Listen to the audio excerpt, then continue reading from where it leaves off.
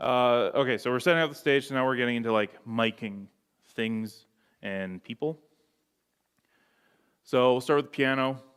Sort of three basic ways of miking a piano. You have a high-end piano miking system, generally designed specifically for the piano. It'll often create the most accurate sound. The one I know of is the Earthworks PM40. It's like a bar that you stick across the piano, and it'll sort of just create some tension, and then you can slide these two little mics over top. It's like a perfectly flat response, but it's almost $4,000. But if your piano costs $50,000, $4,000 miking system to make it sound like a piano through a sound system.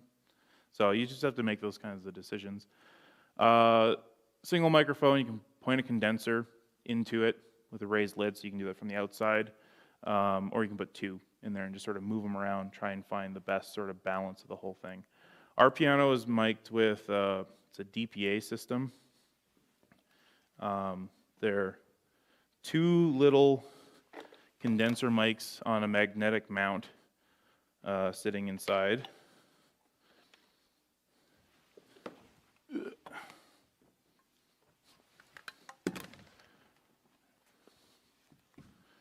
if I open this up.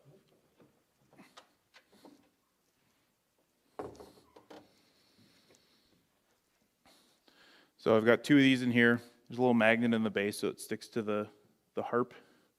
And then you just sort of place them in a position. They suggest sort of about 8 inches apart, and then you can move them around to sort of, if it's too bright, move it to the bigger strings. If it's too dark, move it to the brighter strings. And those are condensers, so they require phantom power.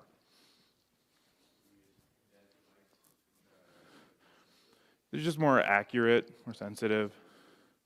And then they're somewhat protected. Like we play with the lid closed when we have a full band. And so that sort of protects it from all the stage volume. But some of the other ways I've done it, the kick mic we have in there is a Beta 91A. It's inside there. It's a little flat boundary microphone. I've used command strips to Velcro it to the lid. And that you can do one in the middle, or you can do two sort of offset to get sort of a stereo image with that. It works okay. Stuck a mic underneath, just pointed at the soundboard. You'll get a bit more duller of a sound, but it works too. So, and I've done it with SM57s, 58s. So whatever works. The type of mic will just sort of dictate the kind of sound you're going to get and the positioning of it.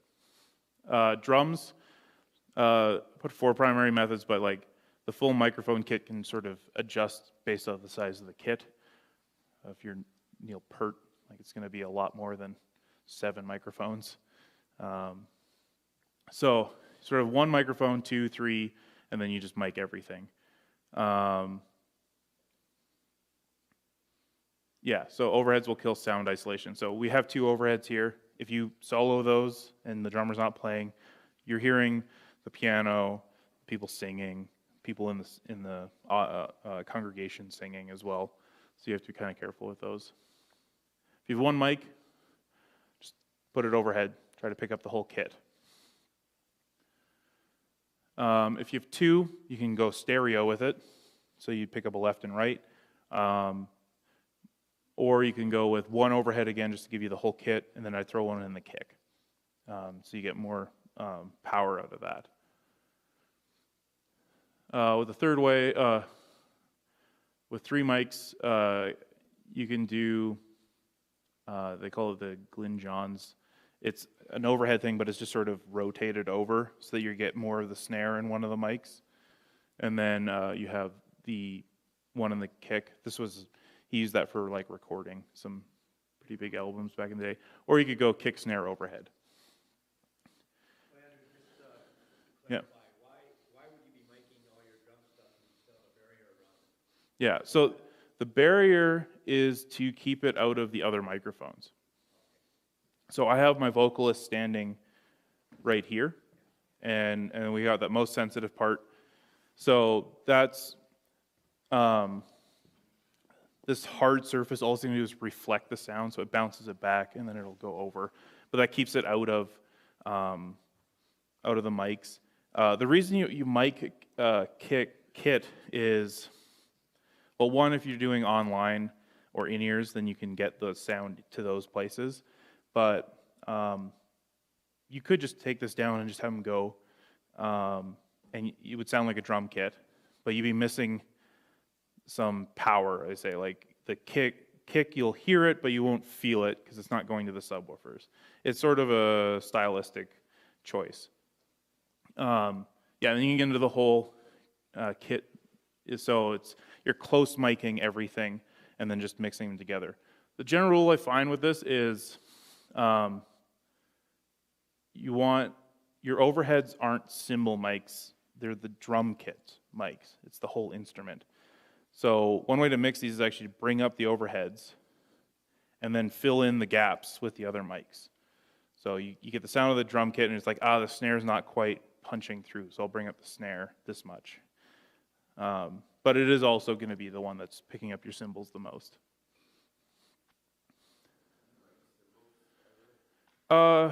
Well, I mean, in this case, like, it picks up a lot of cymbals. The other way to do this, if you have a lot of stage volume that you can't really control, is you can actually under mic your cymbals. So then you're close miking everything. You don't have that whole kit sort of sound. You can put the mics underneath your cymbals pointed up, and that'll protect them more from the stage volume because they're behind your barrier or they're just closer to the cymbal. But then you have to just sort of mix everything together that way. Vocal miking. Eat the mic. So I see this a lot of times with singers, like it's down here, which isn't terrible, but it's much nicer if it's up here. You're just getting so much more signal, reduces the chance of feedback. You're getting less sound from around. Or like your MC, they're always holding it down here. It's the sound doesn't come from here, it's up here.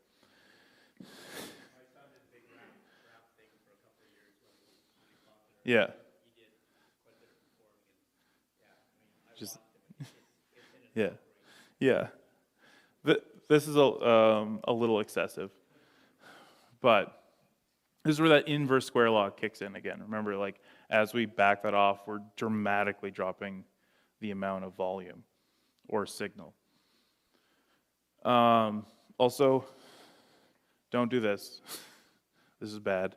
These aren't the way these are directionally built so that it's blocking sound from the back is it's using phase. It's porting parts of it or blocking off ports. So when you do this, you basically it becomes an omnidirectional microphone. And so it increases your chance of feedback actually by covering it up. But it also affects the sound, and it sounds terrible. So the idea is just to hold it anywhere that's not the grill. So it has that space so that it can do its proper thing. So yeah, the old like this thing, just don't do it.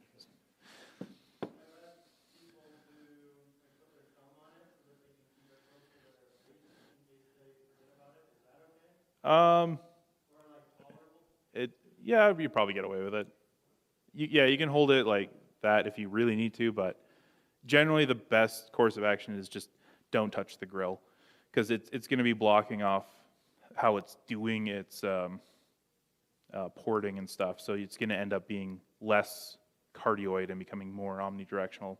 And there was a post from a mic company, and they showed what was happening EQ-wise to the sound. It's just sort of, it gets all muffly and stuff because it's messing with, it's boosting some mids and stuff. It just doesn't sound good. So, doesn't matter how cool it looks, don't do it. Proximity effect. The closer it is, the more bass or like low mids you're gonna get, so you'll have to like compensate in EQ. Or like I said, if you're going for that radio voice, they want that low end.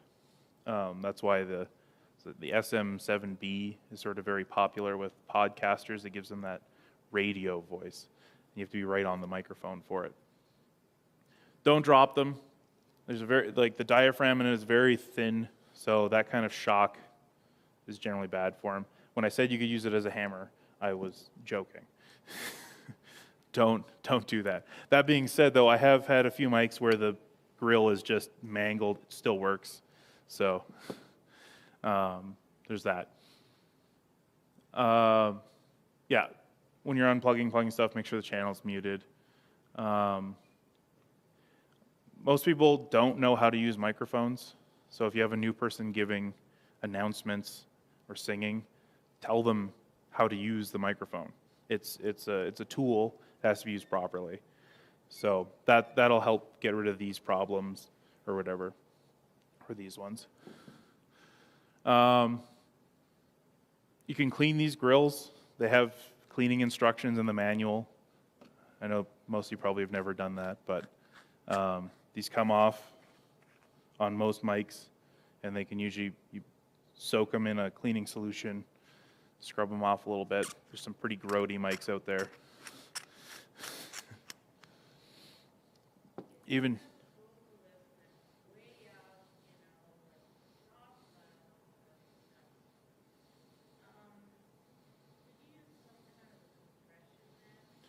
yeah, if you have someone whose dynamic range is very large in their singing, you're gonna want, like, you can use a compressor to control that. It also gets into, like, when you have professional singers and they're doing this all the time, they sort of can control themselves. That's where you get into that, like, they start belting and they'll pull the microphone away.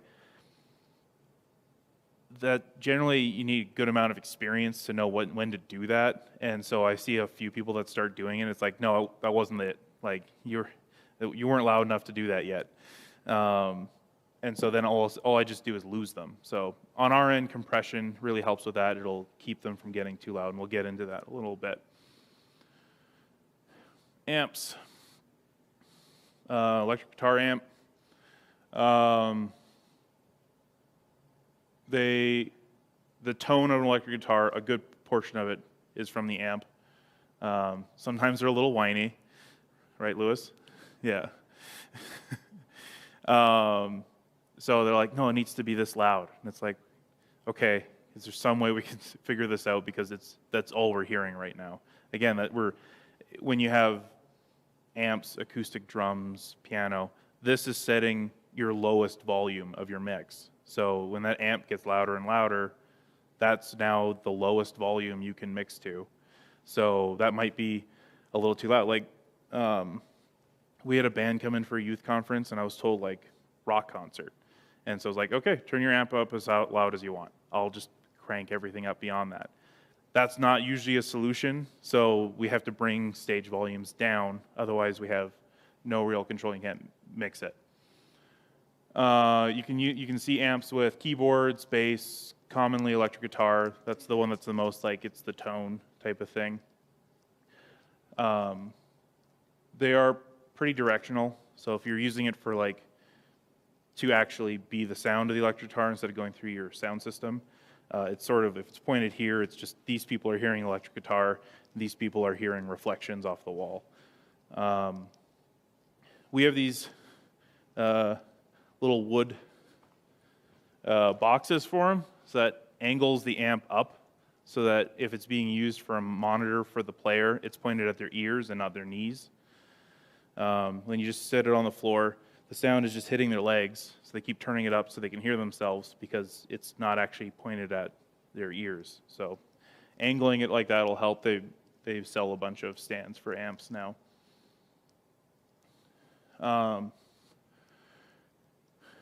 So if you mic the amp, it gives you control. The musician can still use it as a monitor. Placing it on an amp stand will angle the amp up at their head. Place the microphone just in front of the mesh, pointed at the outer edge of the speaker cone. If there's more than one, you can just pick one. Then listen to it. Like, we don't have to get right to EQing. You can EQ just by moving the mic. So the closer to the center, it's going to get darker. The closer to the edge, the brighter it's going to get. That's just sort of where those frequencies come out of the cone from. So yeah, if what you're hearing is just too bright and sort of brittle and it's like hurting your ears, you can just move that microphone just into the center a little bit, and it's a couple inches will be a big difference. So this works to getting the sound right at the source, as opposed to just trying to fix it at the end of the line. You can also get into isolation cabinets. There's a couple companies that make these. You can also make them yourself. The idea is just basically put the amp in a box full of sound absorption and put a microphone in front of it. So you still have the amp tone, it's going into a microphone, but you don't have the stage volume of the amp. There's a cool product from Radial called an SGI. It's 2 yellow DI boxes, and basically it would take the output of your effects pedals, and then it changes it to XLR, so you can go up to like 300 feet away, and then the other box switches it back to an instrument cable, and you can go into your amplifier.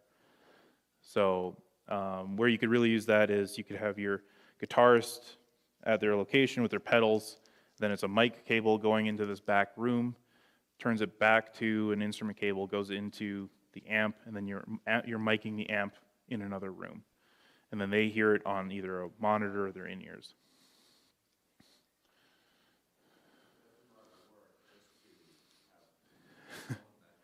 Yes, that's what I said. They're kind of whiny sometimes.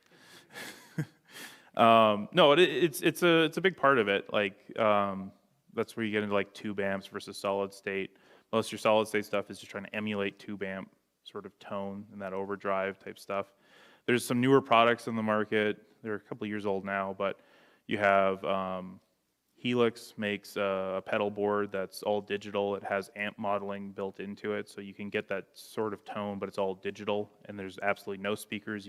It's got 2 XLRs in the back you can plug in stereo. Kemper makes an amp modeler thing, so you'd still use your pedals, and then this thing emulates different amps, and you can choose which amp you want to use, that type of thing. So that's getting to like silent stage type things.